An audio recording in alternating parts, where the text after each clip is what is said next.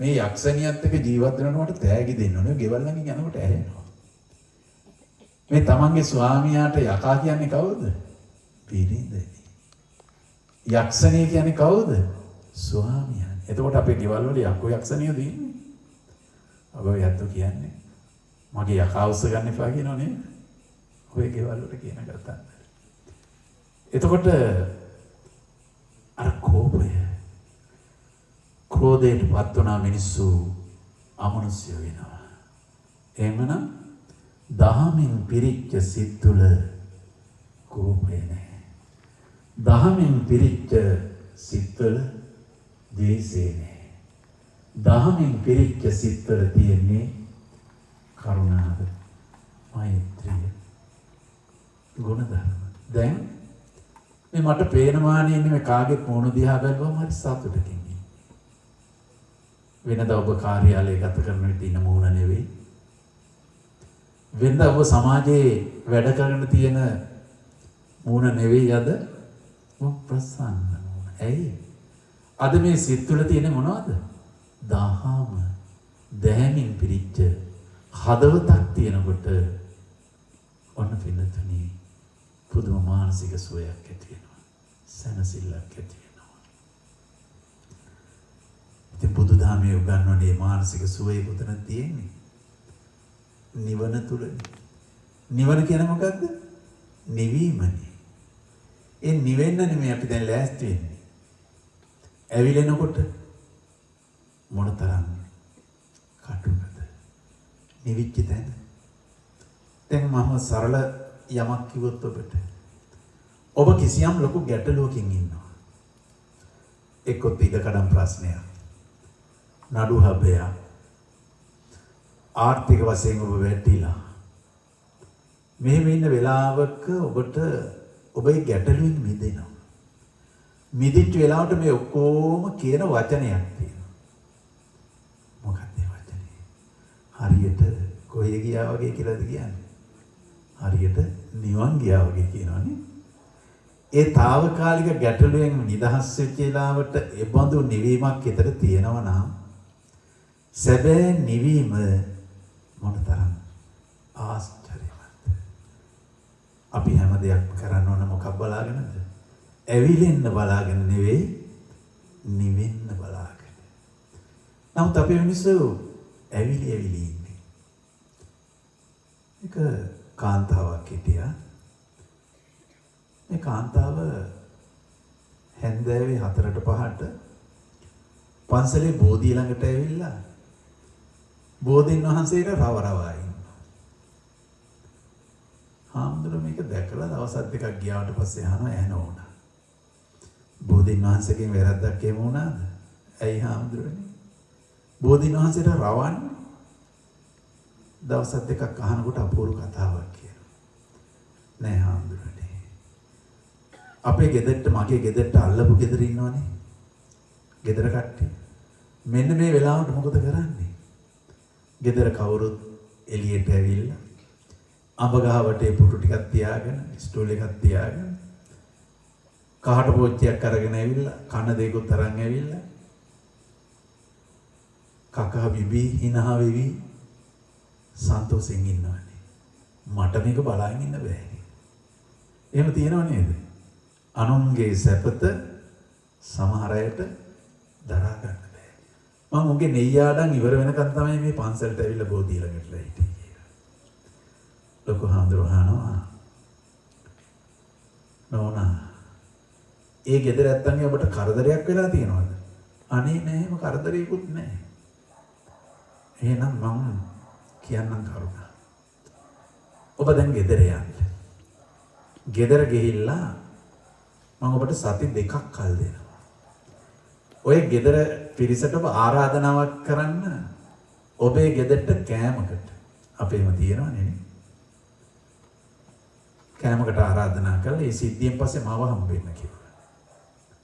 සති 2ක් ගියේ නෑ. දවසකින් දෙකකින් ආවනේ පන්සලට. එදාවේ hina වේගන. අර රවරවා පුන්දේ එදාවේ hina වේගන. ඇවිල්ලා ලොකු හාමුදුරන්ට කියන ලොකු හාමුදුරනේ අනේ මේ මිනිස්සු හරිය හොඳ මිනිස්සුනේ. මං ආරාධනා කළා. කෑමටත් කාලා බීලා රෑ 10 11 වෙනකම් මාත් එක්ක කතා කරගෙන ඉඳලා හරියම ලෙන්ගතුව මට කියලා ගියා නෝනා තනියෙන් ඉන්න එකනේ. ලෙඩක් දුකක් එහෙම ඇති වුණොත් අපිට කියන්න ඕනේ. අපි ඔබතුමී ස්පිරිතාලේ කියනවා ඔබතුමාට අපි පිට වෙනවා කියලා මේ බොහෝම ආදරෙන් කතා කරන්නේ. මොකද වෙලා තියෙන්නේ? තනියෙන් තරහ වෙලා. ඔබ එහෙම වෙන්නේ නැද්ද? අනේ ඒ ඇත්තන්ගේ කිසි වරදක් නැහැ තනියෙන් තරහ වෙලා. සමහර අය ආක බලා ගන්නවනේ. අපිට එම අත්දැකීම් තියෙනවා. මේ යසට හිටපු මිනිස්සු තරහ වෙලා. ටික දවසක් ගියාම තමයි ආයෙ කතා කරන්නේ. මොකද තනියෙන් තරහ වෙලා තනියෙන් හොඳ වෙලත් ඉවරයි. ඒ අත්දැකීම ඔබට නැද්ද? ඒ අත්දැකීම තියෙනවා.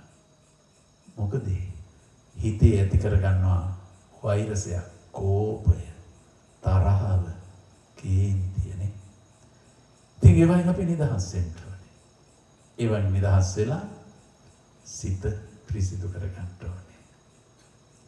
හිතට පීඩනය දෙන්න එපා. අපි කියන්නේ ආතතිය කියලානේ. හිතට සැනසීම දෙන්න ඕනේ. ඒ සැනසීම දෙන්න නම් හිත දහමින් පුරව ගන්න ඕනේ. සිතක මහිම බල දහමින් පිරීලා. පින්නතුනේ ඊළඟ කාරණය නිසම්මකාරීකම. අපි හුඟක් පසුතැවිල්ලටපත් වෙන්න හේතුව තමයි හොයලා බලලා විමසලා කටයුතු නොකිරීම. හරි හදිස්සි නේද? තීරණ ගන්න හරියට ඉක්මන් වෙනවා. එහෙම හදිස්සි තීරණ අරගෙන පස්සේ කොච්චර පසුතැවිලි වෙනවද නේ? ඒකනේ ධර්මයේ අපූර්ව ගාථාවක් කියන්නේ. නතං කම්මං කතං සාදු යං කත්වාන් තප්පති යස්ස අස්සමුකෝ රෝදං විපාකම් පටිසේවති. යමක් ඔබ කියලා ඉවරනාට පස්සේ කරලා ඉවරනාට පස්සේ ඒ කරපු කියපු දේ සිතෙනකොට ඔබ ඇස් දෙකට කඳුලක් කොනනවා නම් හිතට පසුතැවිල්ලක් වෙනවා නම් ඒ වගේ දේවල් කියන්නත් එපා. කරන්නත් එපා. අත්දැකීම නැද්ද? තියෙනවා. මේ මහත්තයා ළඟට ගෙනාවනේ අලුත් කාර් එකක්. දැන් අලුතෙන් කාර් එකක් එහෙම ගෙනාවම මොකද කරන්නේ? දුවිලි ඩිංගක්වත් වදින්න තියන්නේ නැහනේ. ඔබ බයික් එකක් ගත්තොත් කාර් එකක් ගත්තත් ඔක හරියට සෝදනවනේ. පිරිසිදු කරනවා. අපේ මහත්තයා මේ කාර් එක සෝදන වෙලාවේ පුංචි දරු පෙට්ටියක් ඉන්නවනේ ගෙදර. මේ බිමේట్లా තියෙන ගල් කැටයක් අරගෙන අලුත්ම කාර් එකේ මොකද්ද ලියනවනේ. තාත්තට පුදුම තරහක් ඇති වුණා පුතාගෙන. ගත්ත කෝටුවක් ගැව්ව පාරවල් කීපයක් අතේ ලේ එක්කේ. අම්මා මැදට පැනලා තමයි බේරගෙන ඉස්පිරිතාලේ අරන් ගියේ තාත්තයි අම්මයි. ටික දවසක් රෝහල් ගත වෙච්ච රෝහල් ගත කර හිටපු මේ දරුවා එදා ගෙදර ආවේ ඇඟිල්ලක් අහිමි කරගෙන. දැන් ඇඟිල්ලක් නැහැ. තාත්තා ඇවිල්ලා බලනවා මොකද්ද මේ පුතා කාර් එකේ ලියලා තියෙන්නේ කියලා. මොකද්ද දන්නවද ලියලා තියෙන්නේ? මගේ තාත්තිට මං ගොඩාක් ආදරේ. ඒ තාත්තාද පසුතැවිලි වෙනවා. මේ පොඩි එක ආදරේ පෙන්නපු හැටි. අපේ දරුවන්ට ආදරය අවශ්‍යයි. අම්මගේ ආදරය නොලැබෙනකොට තාත්තගේ ආදරය නොලැබෙනකොට තමයි වෙන අයගේ ආදරය හොයාගෙන ගිහිල්ලා ජීවිත විනාශ කරන්නේ. ඒක අවශ්‍යයි. ඒක දෙන්න ඕන ඔබ. ඔබ සමහර විට ඔබට තියෙන රාජකාරීත් එක්ක අධික වැඩත් එක්ක දරුවෝ ගැන හිතන්න ප්‍රමාද වෙනවා.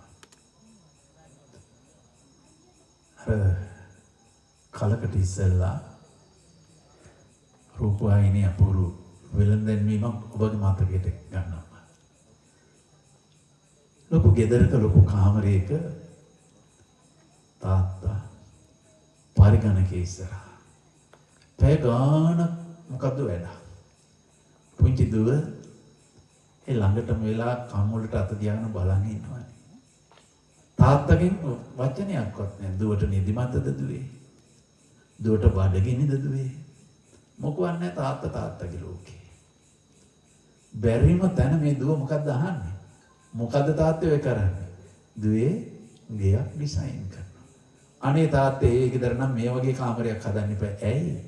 එහෙම වුණොත් ඒ දුවගේ තාත්තත් ඒ දුව දිහා බලන එකක් වුණේ මට ඒක වෙලානේ තියෙන්නේ. ඔය පුංචි දරුවන්ගේ කතාව. පොඩි දරුවන්ට අවශ්‍යයි ආදරය සෙනෙහස. ඒ ආදරය සෙනෙහස නොලැබෙන තැන තමයි අනාරක්ෂිත වෙන්නේ පින්නතුනි. සේයා සදෙව්වි ඝාතනය වෙන දේවල් රටේ වුණේ ආරක්ෂාව ආදරය අහිමි වෙච්ච තැන. අපි ජීවත් වෙන්නේ මේ කලාපයේ මොන තරම් ඒබඳු දේ වෙලා තියෙනවද ඔබට අත්දැකීම් තියෙනවා. අපි හැම දෙයක් මොන දේ කතා කළත් මොන දේ කිව්වත් හිතලා මතලා කටයුතු කරන්න. මේක නෑ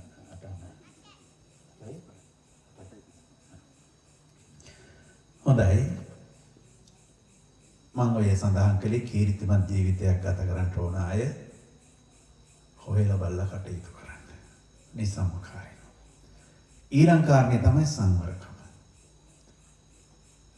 දැන් බලන්නකෝ මේ පිරිසේ ඉන්න සංවරකමනේ කිසිම සද්දයක් නැහැ.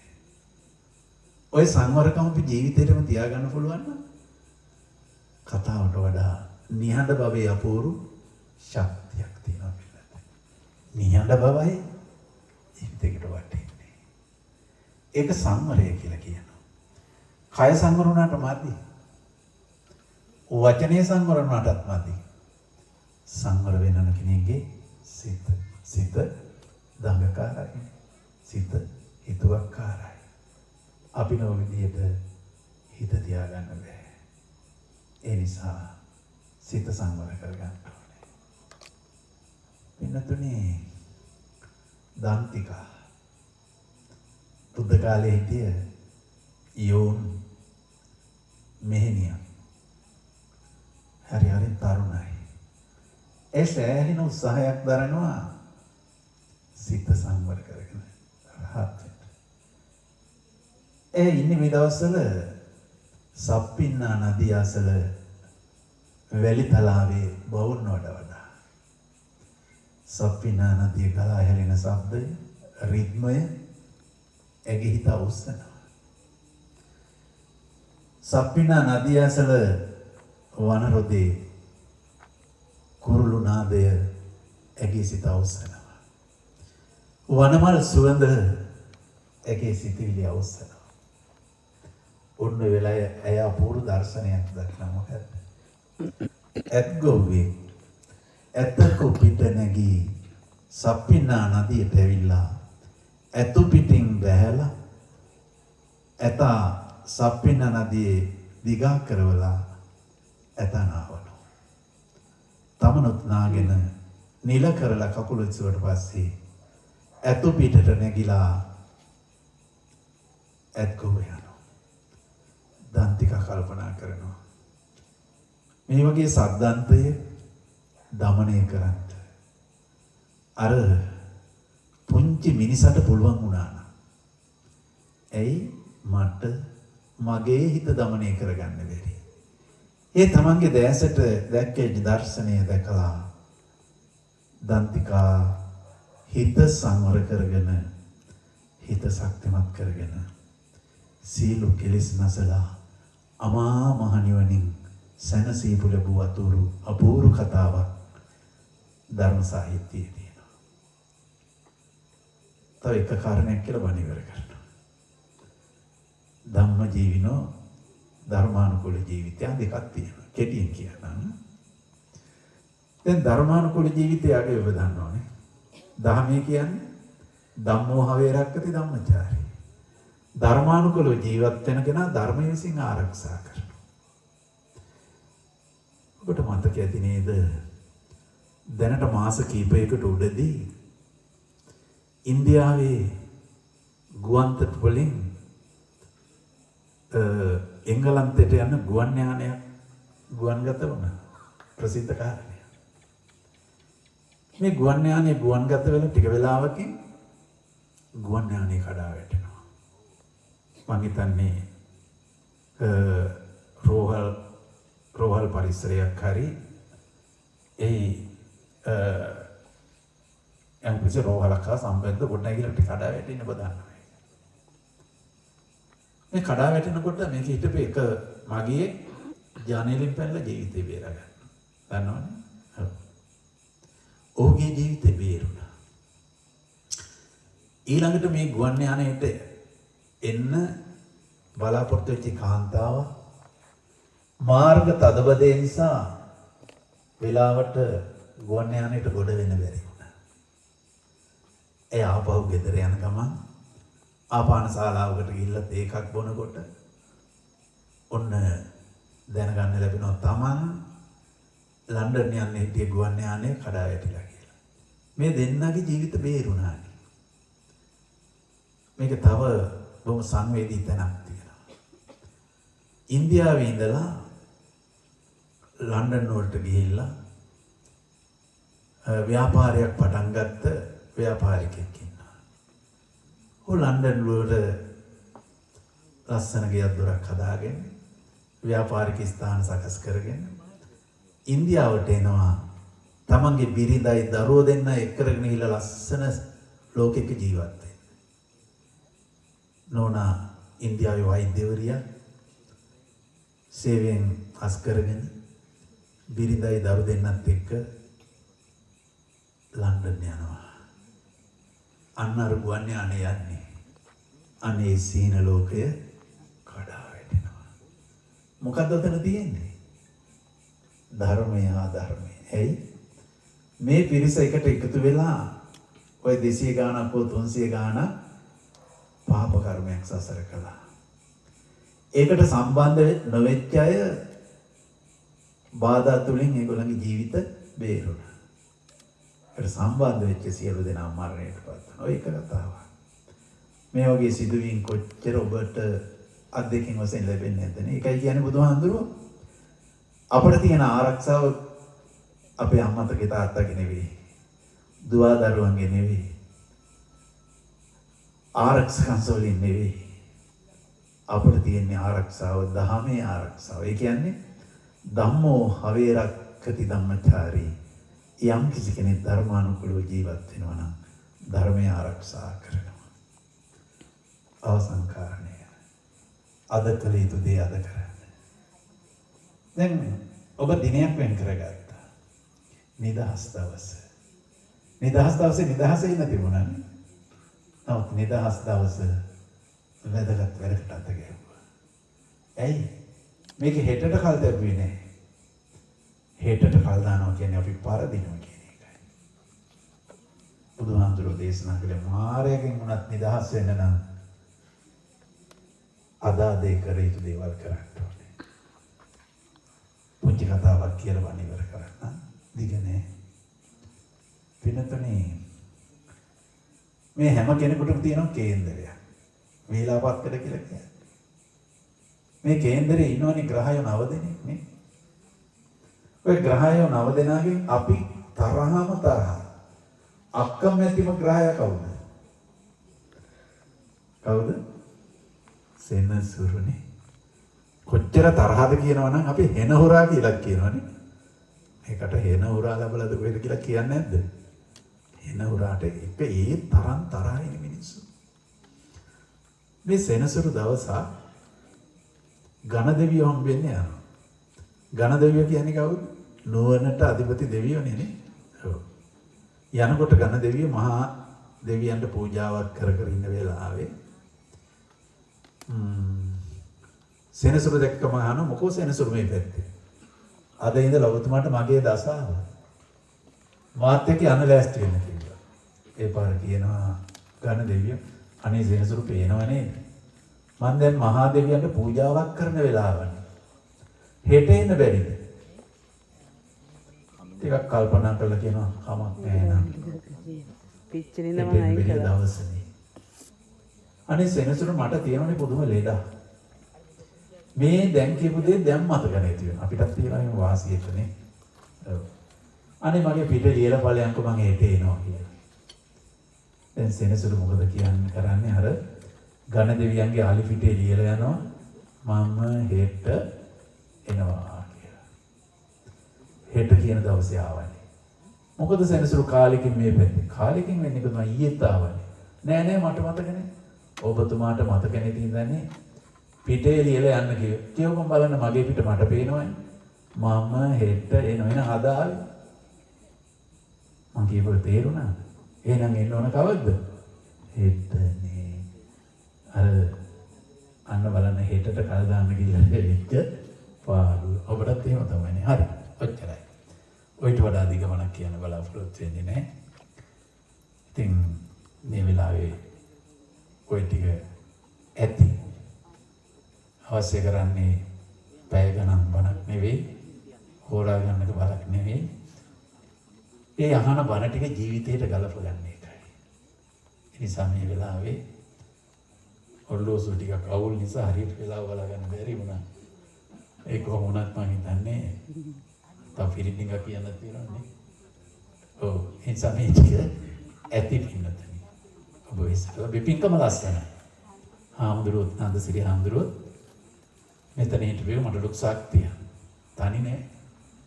ඒ උන්වහන්සේ තරුණ හාමුදුරු කෙනෙක්. අපේ රෝගියෝද ශක්තිය. ඒ නිසා රජදහන අද බොහොම පින්වන්ත ප්‍රදේශයක් වෙලා මහා පින්කමක් කරපු වෙලාවේ බොහොම නිහඬව නිස්සබ්දව ඔබ හිතට සැනසෙල්ලක් ලැබෙන්න දහමින් සිත පුරවගෙන මේ ධර්ම දේශනාවට සවන් දුන්න ධර්ම ශ්‍රවණය කිරීමේ ආනිසංස සදේවක ලෝකයාට මියගේ ඥාතීන්ටත් ඔබට නිවන් පිණිස හේතු වේවා වාසනාව වේවා කියලා ප්‍රාර්ථනා කරගෙන කාලය ඉතුරු කරගන්න අපි කෙටි පිළිදේශනාවක් කරමු.